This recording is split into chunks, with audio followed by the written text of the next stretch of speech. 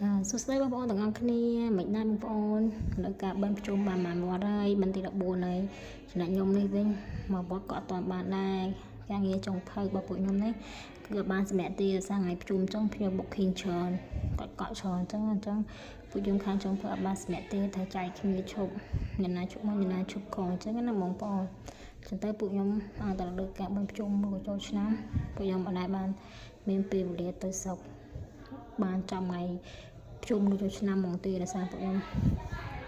ព្រោះមាន function ហើយខ្ញុំក៏កក់ច្រើនអញ្ចឹងណាបងប្អូនហើយនេះគឺជាសកម្មភាពរបស់ខ្ញុំរាល់ថ្ងៃធ្វើការរាល់ថ្ងៃអញ្ចឹងណាហើយជាមួយនឹងពួកខ្ញុំធ្វើចុងភៅរាល់ថ្ងៃហ្នឹងគឺខាងឌីងសាំគឺថាតើជាមួយនឹងអាហាររបស់ចិនពុកម្ហូបចិនប៉ុន្តែខ្ញុំជាប្រភេទឌីងសាំជានំប៉ាវអញ្ចឹងណាជាអាហារសម្រន់របស់ម្ហូបរបស់ចិនហើយនេះគឺជាការងារដែលពួកខ្ញុំត្រូវធ្វើទៅ stand by ត្រៀមទុកសម្រាប់ឲ្យទៅខាងផ្នែកផ្សេងអញ្ចឹងណាយើង support ទៅខាងផ្នែកផ្សេងហើយនេះយើងធ្វើនំប៉ាវជូរខ្វៃដាក់ជាមួយជូរខ្វៃពេលដែលយើងខ្វៃហើយទៅយើងយកខ្វៃហ្នឹងមកដាក់ជាមួយនំប៉័ងដើម្បីសេតទៅឲ្យភ្ញៀវពេលដែលគាត់កំងអញ្ចឹងណាបងប្អូននេះជាសកម្មភាពម្សៅនំប៉័ងយើងតែនំប៉ាវយើងហ្នឹងយើង